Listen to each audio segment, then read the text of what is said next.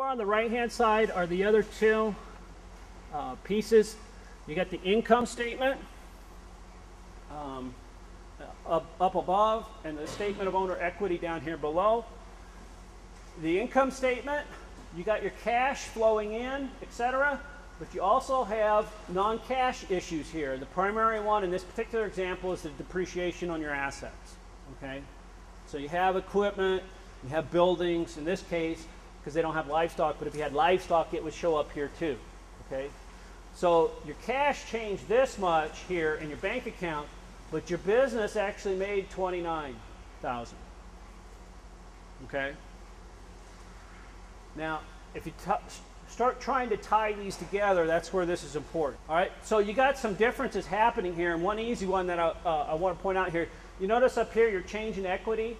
It's in red. It's a meaning, and it's got parentheses around it. Means that it's negative. You actually lost $15,000 in equity.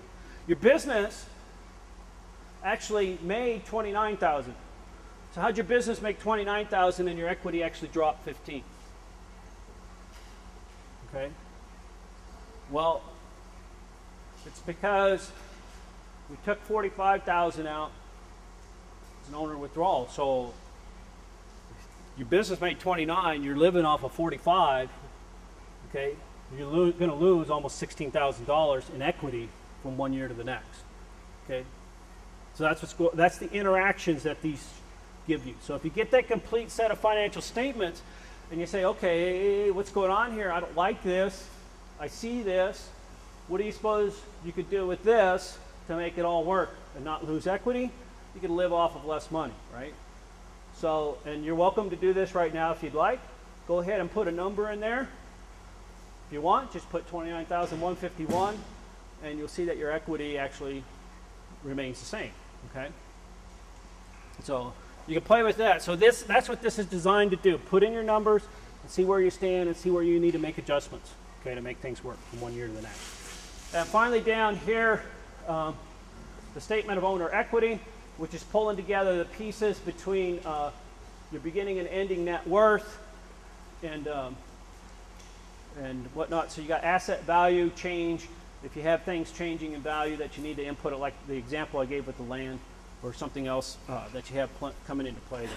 I have a PhD in economics, and this is really boring to me. Is it boring to you? Raise your hand. Okay. But it's really important, and the couple of things I want to mention about it is the whole point of this is to figure out whether you have the financial health to take a risk. Okay? Can somebody 20 years old go out and get a $2 million business and take that kind of risk? No, they don't have any assets to back it up with, right? So your financial health helps you tell that. And I want to tell you just a real quick true story. I'll take 30 seconds. The guy who started FedEx, you know, the company that does the overnight mail, he took his trust fund money illegally and started that business. Took a risk, because if he'd gotten caught, he would have went to jail. Did that business, and one day he couldn't make payroll, and he was in trouble. He took the money he had, like $30,000. He went to Las Vegas and gambled and won enough to make payroll that day. And that business survived. So another side of financial health is if you're already, you know, dead, you can take more chances because, you know, what the heck. But anyway, the point I want to make on this is please don't get hung up on the numbers. If you don't know what liquidity means or any of that, when you learn all that stuff later, the lesson here is when you go to our website, you can go to this one page and start playing with it. The biggest mistake most people make is they try to live on $45,000 when they're only making how much? How much are they making? 29, right? Yeah. So you can start playing with that, but try to understand. So we're not trying to teach accounting, but when you do learn accounting, please come back here and start playing with these numbers. It doesn't matter how big or small they are in here. What we're trying to do is just get you to see that when you change one number, what happens to another number. That's what's so important about this. And I'll tell you, I'm going to add to that when he said the biggest problem is you're living off of 45 and you're only making 29. The bigger problem is what most people are doing is they're looking at this $7,000 here and saying, I got some money to spend. And this 45 becomes 52. That's what most people are doing. That's the bigger problem. That's why you got to have these statements to pull that together and see really how's your business working, how's everything going on. And keep in mind, this is built to where this is actually, this is your income, this is a huge farm and whatnot. But you know, you can make this real life by just putting in what you're bringing in off farm here, okay, and putting in your smaller numbers. If you just got 5 acres or 20 acres or 20 ewes or 10 cows or whatever it may be, you can put that in there and just put in your off farm income and make this work for you, okay? Now, I want to show you 2 things, and I want to preface this with this afternoon. We're going to, with our session this afternoon, we're going to give you some more spiel on another step, and we're also going to give you a little more time to come back and play with this, okay?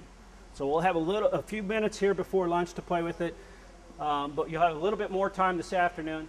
If you scroll up on this, and you got to come over here and click, I think, on most of your screens, but if you scroll up to the top, this is the quick way to play what if on these things, okay? So after you get your numbers in, you can come up here and say, what happens if my revenue isn't 100% of what I suspected? Either my price is less or more, if I want to adjust it, or my yields are less or more. Same thing on the cost side, and you can do that for your crops. You can do that for your livestock. And if you have government payments and you want to play with those, you can do that too.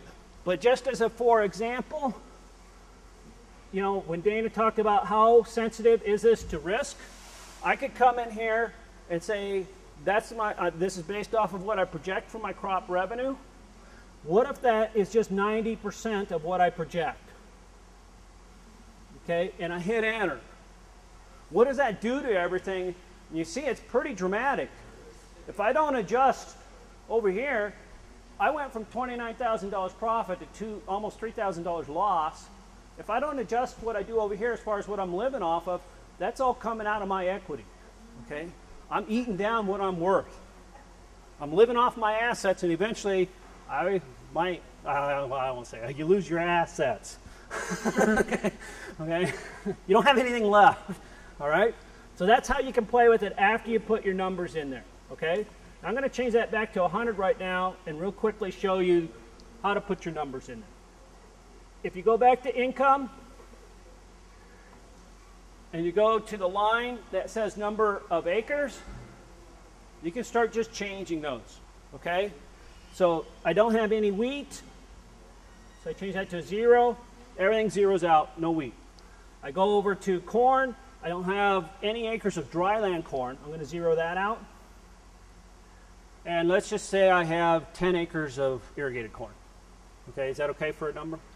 You can put whatever you want in there. Let's just say, is 10 an okay number or 5? 10.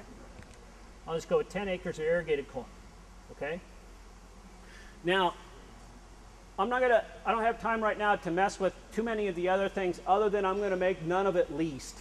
So I'm going to get rid of those things. But we're going to just leave the yield and the price the way they are. Okay, but you can put in your own yield and you can put in your own price, but none of this is leased acres. Okay? And let's give you some livestock.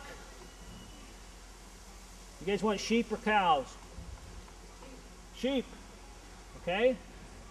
So down here on line 30, I'm going to start there with the numbers.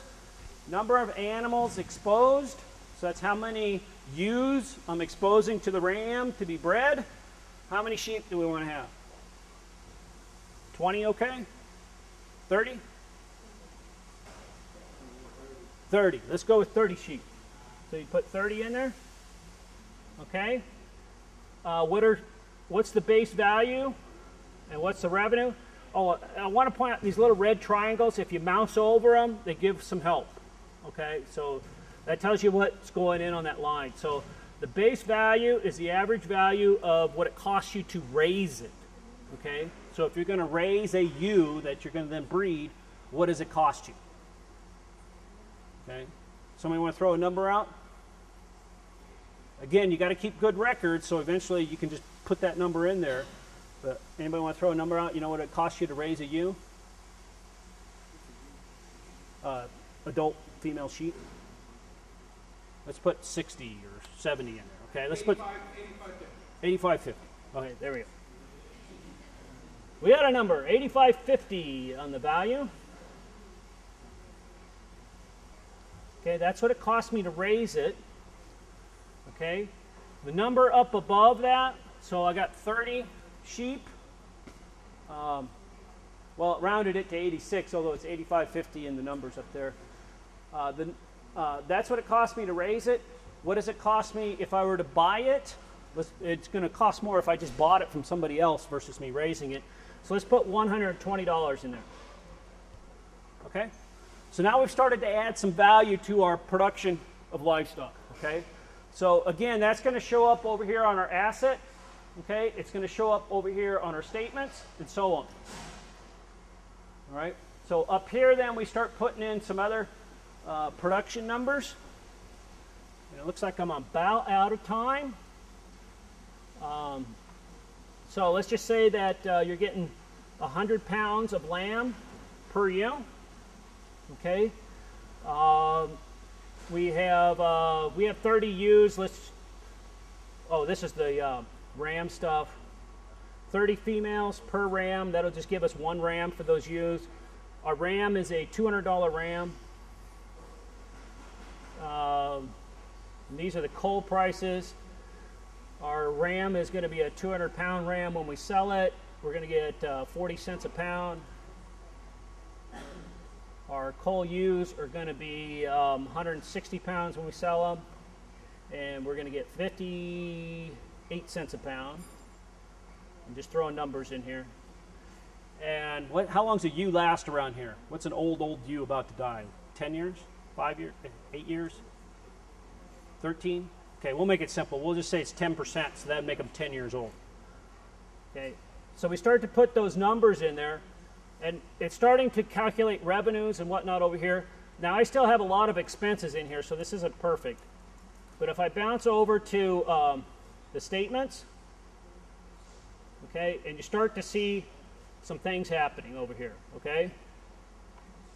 Specifically, oh, I got too many something in there. Specifically, your crop sales and whatnot, and I still got some insurance in there, but these numbers start to adjust, okay?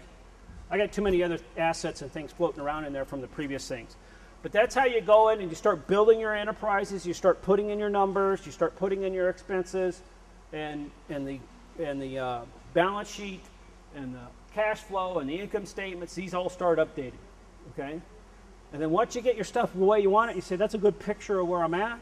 Then you can start saying, what if? What if I increase my production by 10%?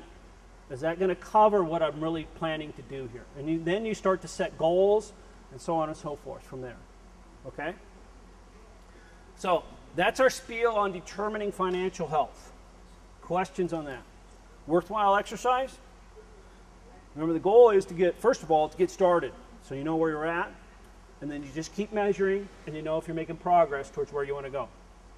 Okay, but if you don't start looking at these interactions, too often we start looking at what's in our bank account, and we count all that as income when we start spending and making, our example earlier, we start making things work. We go from spending $45,000 when we should be at 29, okay? We look at our bank account and we say, hey, I got extra money in there, right? So we go up to 52, we go the opposite direction. Okay, you don't know that unless you start building these comprehensive statements and looking at them. And again, it doesn't matter if you have 500 cows or 5 cows. You just plug them in, and you don't want to lose too much money off of it, right? Okay. Now, we'll mention this. You can what do you call it? Family consumption. You're raising cows. You butcher one for yourself. You're raising crops, and you eat them yourself. Okay. You can evaluate those in here. What are those? Owner withdrawals, okay? So let's just say you're raising 5 calves and you keep one and butcher it for yourself. What did the other 4 bring in the marketplace? Those other 4, they show up as revenue on here. The one you butchered is an owner withdrawal, okay? So you can plug that in here. You can account for all of that stuff, okay? Questions? I'm getting hungry.